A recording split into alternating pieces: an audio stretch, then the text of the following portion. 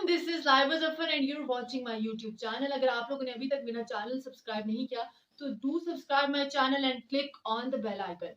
नाज़रीन, पूरी दुनिया की नजरें जहां रशिया और यूक्रेन पर है इस वक्त, तो वहीं कुछ ऐसी न्यूज भी है जिन्हें पूरी दुनिया इग्नोर कर रही है और जिसको मेन स्ट्रीम मीडिया पर ज्यादा कवरेज नहीं मिली, क्योंकि मोस्टली मीडिया यूक्रेन और रशिया को दिखा रहा है और इस जंग के बाद बनने वाले ब्लॉग्स को कवर कर रहा है।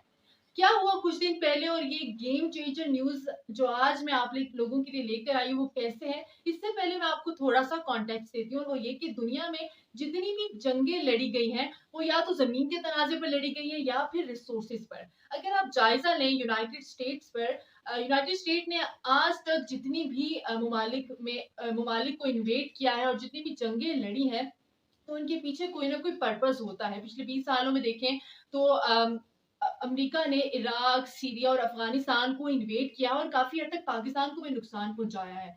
जिस तरह अमेरिका ने अफगानिस्तान पे कब्जा किया और इन्वेड किया, तालिबान के खिलाफ वॉर और टेरर लड़ी, तो इससे पाकिस्तान को ऑब्वियसली नुकसान तो पहुंचा है। और अफगानिस्तान, इराक और सीरिया को बुरी तरह तबाह करने के बाद अब अमेरिका ने अपनी फौज को इथोपिया में डिप्लॉय कर दिया। यानी अमेरिका की काफी बड़ी तादाद में फौज जो है वो इथोपिया में डिप्लॉय कर दी गई है। इसके पीछे क्या वजह है? यूएस के सेक्रेटरी स्टेट एंथोनी ब्लिंकन को भी इसका रीजन नहीं पता कि अमेरिका ने इथोपिया में अपनी फौज को तैनात क्यों किया है। इथोपिया में मैं आपको बताती हूँ कि माउंटेन्स ऑफ नेचुरल गैसेस हैं, गोल्ड है, कॉपर है, प्लेटिनियम है और बहुत ज्यादा एनर्जी रिसोर्सेज मौजूद हैं to heat American houses. Obviously Syria को अमेरिका ने इन्वेड किया और आज भी सीरिया में अमेरिका के हजारों अमेरिकी फौजी तैनात हैं।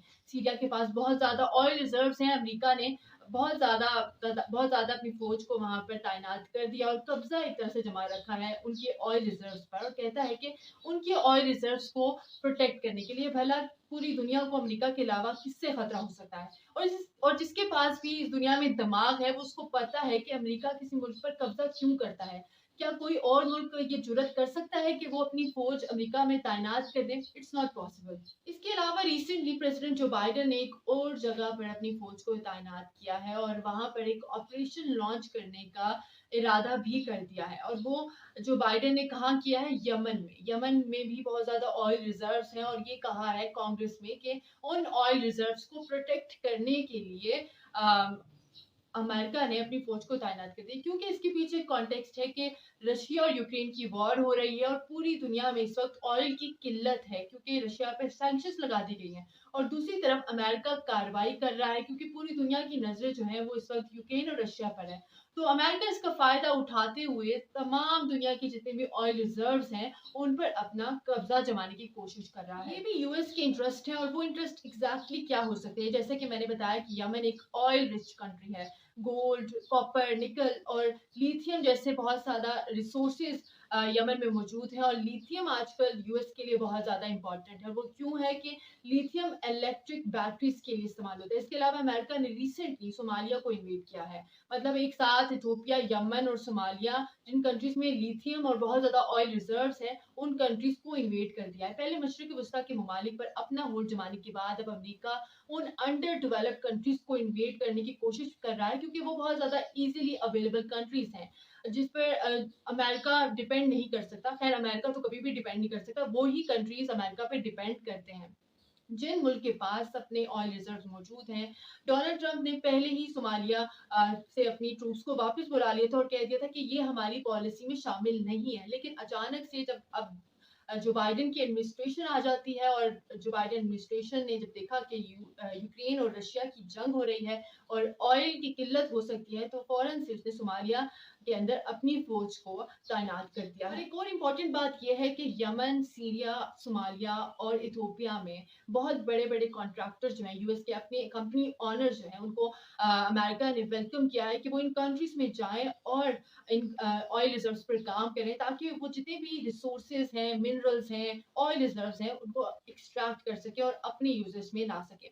इस वक्त यूएस की 159 कंट्रीज में फौज तैनात है। यानी 159, जिसमें मुख्तलिफ जजीरे भी शामिल हैं और मुख्तलिफ कंट्रीज ऑब्वियसली शामिल हैं। अमेरिका और रशिया जो है इस वक्त बहुत ज़्यादा पावरफुल कंट्रीज हैं, लेकिन अमेरिका के और रशिया के इवन जो थिंक टैंक्स हैं वो ऑलरेडी कह चुके हैं कि वर्ल्ड वॉर 3 का आगाज हो चुका है। अगर आप वर्ल्ड वॉर 1 और वर्ल्ड वॉर 2 का प्रीटेक्स्ट देखें और उसके पीछे जिस तरह ये वॉर स्टार्ट हुई थी तो उनकी भी कोई ना कोई वजूहात थी, लेकिन वर्ल्ड वॉर 3 का स्टार्ट होना भी बहुत मुख्तलिफ लग रहा है। ऑलरेडी 2 कंट्रीज की आपस में लड़ाई हो रही है। इसके अलावा हाइब्रिड वॉरफेयर का दौर है। मुख्तलिफ कंट्री जो है एक दूसरे के लिए वॉर जोन बन चुके हुए हैं। हाइब्रिड वॉरफेयर के ज़रिए एक अलग चैप्टर है कि हाइब्रिड वॉरफेयर किस तरह हमें अफेक्ट कर रहा है। ख़ास तौर पे पाकिस्तान भी अब हाइब्रिड वॉरफेयर का हिस्सा बन चुका है। रशिया और यूक्रेन की जंग तो कहीं थमने का नाम नहीं ले रही, लेकिन इसके दौरान एक ब्रिक्स कॉन्फ्रेंस हुई है। रशिया के प्रेसिडेंट ने एक बहुत बड़ी अनाउंसमेंट भी की है। इस कॉन्फ्रेंस में ब्राजील, रशिया, इंडिया, चाइना और साउथ अफ्रीका शामिल है, यानी पूरी दुनिया की इंपॉर्टेंट जो कंट्रीज हैं वो ब्रिक्स कॉन्फ्रेंस में शामिल थे। और पुतिन ने एक बहुत बड़ी अनाउंसमेंट की है कि एक नई पार्टनरशिप का आगाज किया जा रहा है इन 5 कंट्रीज को लेकर, जिनमें शामिल है रशिया, ब्राजील, इंडिया, चाइना और साउथ अफ्रीका, जिसमें वो एक न्यू करेंसी रिजर्व बनाएंगे और वो करेंसी इन 5 कंट्रीज पर मुश्तमिल होगी। अब वो करेंसी रिजर्व क्या है, इसके हवाले से मैं आपको बताती हूँ। But here world is missing really important thing, और वो ये कि जो रशिया के प्रेसिडेंट ने जंग के दौरान एक ऐलान किया है कि वो अपनी करेंसी रिजर्व बनाएंगे इन कंट्रीज के साथ मिलकर, जिनके साथ ब्रिक्स की कॉन्फ्रेंस हुई है। और वो करेंसीज कमोडिटीज पर मुश्तमिल होगी, जैसे कि ऑयल, कीमती मेटल्स जैसे कि गोल्ड, लिथियम।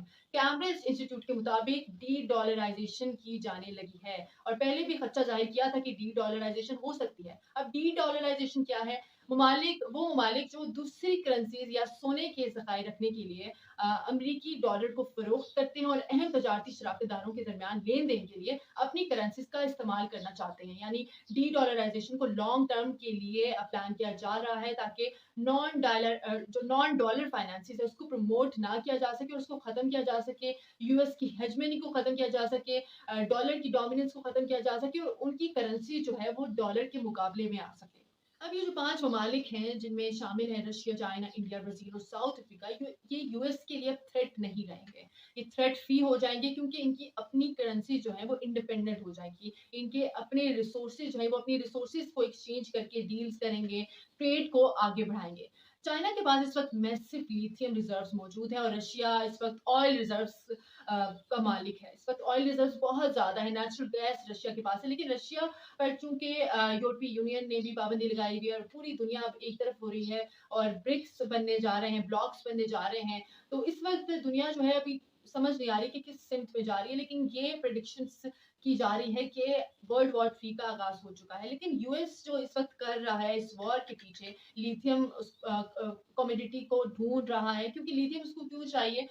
अमेरिका के पास 2 बड़ी कंपनीज़ हैं, कार कंपनीज़, टेस्ला और फोर्ड। टेस्ला और फोर्ड को अब इलेक्ट्रॉनिक कार्स बनानी है और इलेक्ट्रॉनिक कार्स बनाने के लिए उसको इलेक्ट्रॉनिक बैटरीज़ चाहिए होंगी और इलेक्ट्रॉनिक बैटरीज़ के अंदर लिथियम का इस्तेमाल होता है और लिथियम जो है वो सोमालिया, सीरिया, इथियोपिया इन जैसे कंट्रीज़ के पास भरा हुआ है और ये मिनरल के तौर पे वो इस्तेमाल करते हैं और वो अमेरिका अब लिथियम को एक्सट्रैक्ट करना चाहता है। सीएनबीसी की रिपोर्ट के मुताबिक लिथियम E3 डिवाइस एक कार बैटरीज में यूज होती है। ये रिपोर्ट मैं आपको दिखाती हूँ। Government has a lithium supply problem. Just about every major automaker has announced a transition to electric vehicles. Tesla delivered nearly 1 million cars in 2021, and a handful of new EV companies are finally rolling new models off the line.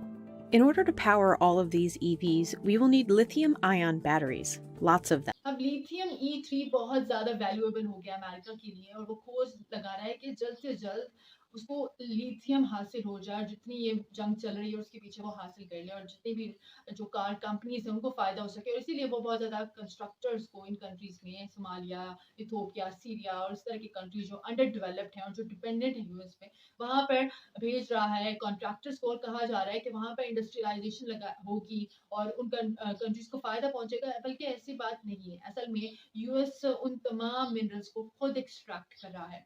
इस खबर के हवाले से मज़ीद updates आपको मैं ज़रूर दूँगी, जितनी भी आगे इन्फॉर्मेशन आएगी कि यूएस आगे क्या करना चाह रहा है। लेकिन इसके लिए आपको मेरे चैनल को सब्सक्राइब करना होगा। अगर अभी तक आप लोगों ने मेरा चैनल सब्सक्राइब नहीं किया, तो do subscribe my channel and wait for my next video.